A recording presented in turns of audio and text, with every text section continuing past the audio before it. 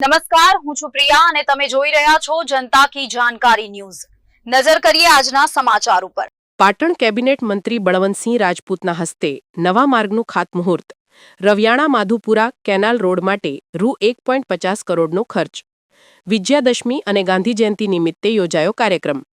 નવા માર્ગથી સ્થાનિક પરિવહન સુવિધામાં સુધારો થશે। લાંબા સમયથી ચાલી રહેલી માર્ગ સમસ્યાનું કાયમી ઉકેલ।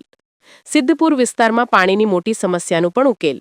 હવે 365 દિવસ પાણી ઉપલબ્ધ રહે તેવી સુવિધા। નવા માર્ગથી ગ્રામ્ય વિકાસને પ્રોત્સાહન મળશે। કાર્યક્રમમાં સંગઠનના હોદ્દેદારો, સરપંચ અને ગ્રામજનો હાજર। કેબિનેટ મંત્રીને સાફો પહેરાવી તલવાર આપી સન્માનિત કરવામાં આવ્યા। રિપોર્ટ અનિલ રામાનુજ, રાધનપુર।